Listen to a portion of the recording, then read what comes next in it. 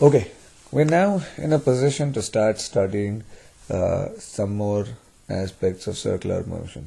Okay, what we know so far is that we have something moving in a circle, and if the angular velocity changes, there's a tangential acceleration and all kinds of stuff. But let us look at a very specific kind of circular motion first, which we call uniform circular motion. And by uniform circular motion, we mean motion around a circle with a constant angular speed.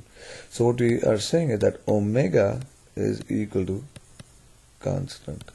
Now if omega is equal to constant, we understand that alpha will have to be equal to 0, because alpha is nothing but the change in omega over time. But if omega is not changing, alpha will have to be 0. So omega is a constant. It also tells us that v, which is r times omega, the speed, speed v, is also equal to a constant. So we could also say that uniform circular motion is motion around a circle with a constant speed. Now, the one thing we need to keep in mind is that although the speed of the object is constant, as you move around the circle, so your speed is constant, but as you move around the circle, the velocity is continuously changing. And the reason this is happening is because your velocity is always directed along the tangent, and in order to move along a circle, no matter what, you must change your direction continuously. So although the speed is constant, the velocity is changing. So what we know is that the velocity is changing, and if the velocity is changing, we understand that there must be an acceleration. Now, you must wonder, like, hey, but we already said that angular acceleration is 0, and so how can there be an acceleration? Angular acceleration equals 0 says that there is no acceleration along the tangent. But there is another direction that we can have an acceleration in. And that direction, we'll figure out very soon, is going to be towards the center, and we'll call this acceleration the centripetal acceleration. So let's obtain a relationship, and let's figure out how to show that, first of all, that the acceleration is going to be toward the center, and also let's derive an expression for this acceleration. We're going to do this by we're using purely geometrical methods. Alright, so here's the deal. What we have is, we have an object moving along a circle. So let us consider 2 points. So let's say 2 points are very close to each other. Now, of course, I can't really draw it here, but let's assume that this angle delta theta is really small, and we go from, the velocity is going to go from some vi to another value vf.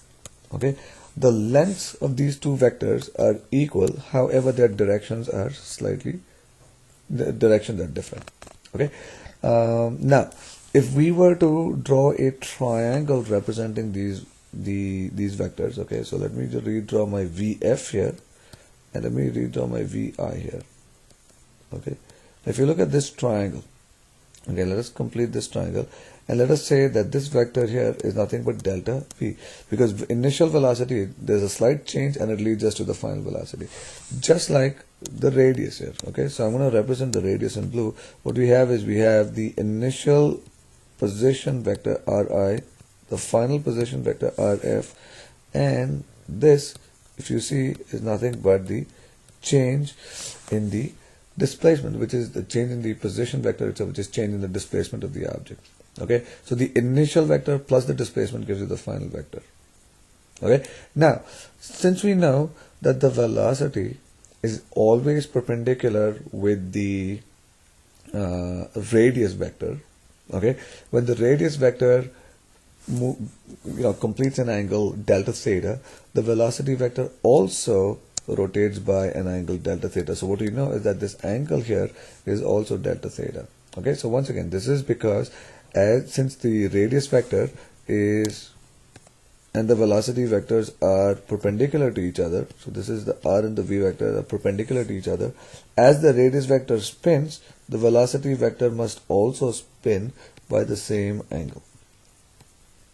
Okay, and that is why in this red triangle the angle is also delta theta. Now this does something really good for us. If you notice this, what you have are two similar triangles. Okay, let's call the radius vector triangle OAB, and for the velocity vector I'm going to just call this triangle O prime, A prime and B prime.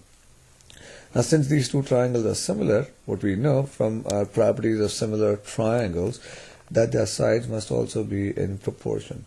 So we can say that delta r from one triangle, okay, divided by the radius will be equal to delta v divided by its own one of the sides. And since the velocities have the same magnitude, okay, we'll just call it v, just like the radii have the same magnitude. Okay, it does not change.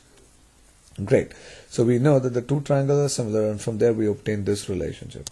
Now, once we have this relation, okay, we can write this as delta v equals v over r times delta r.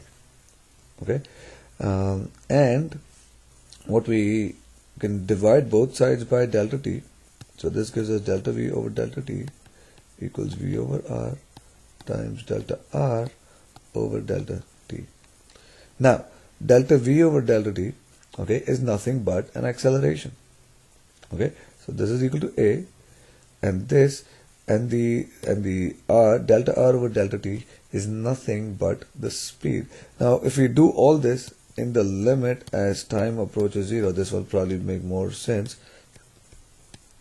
Okay, that the delta r over delta t ends up being nothing but the speed, and so what we have is v over r multiplied by v, and this gives us v squared over r.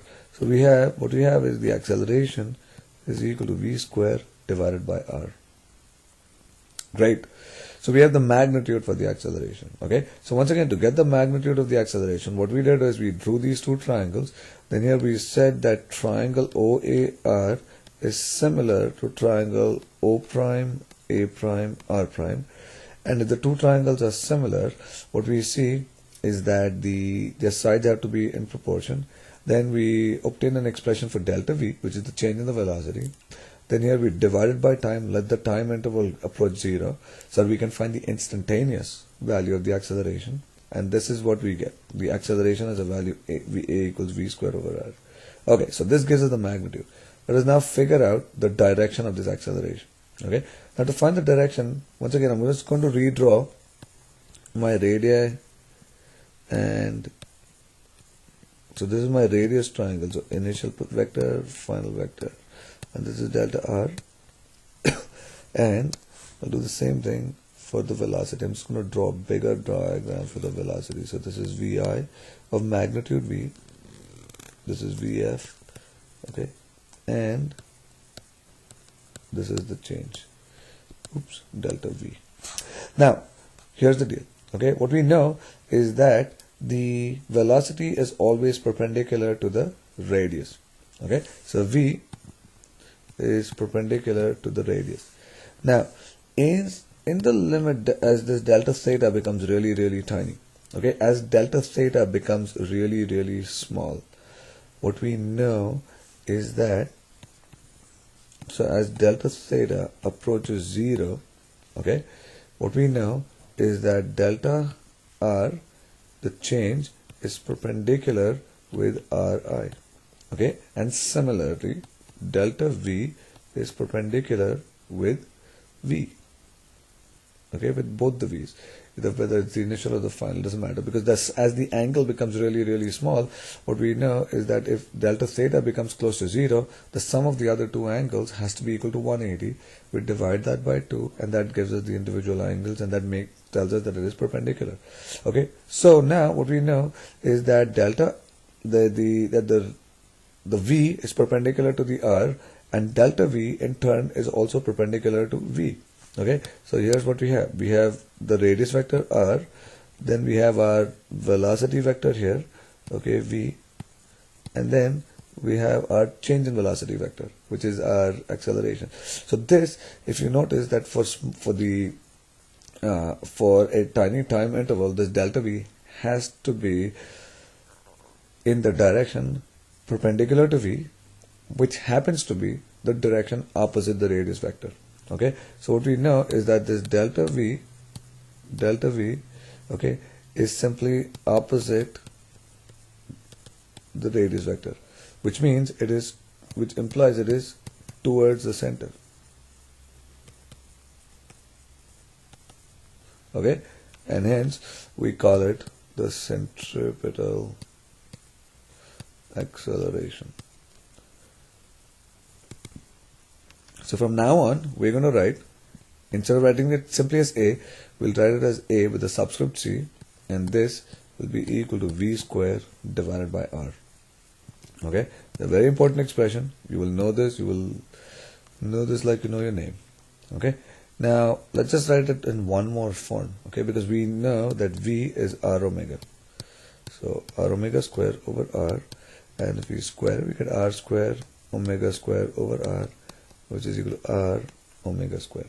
So there are two ways of finding the centripetal acceleration. It is either V square over R, or it is equal to R times omega square. Alright, life is good.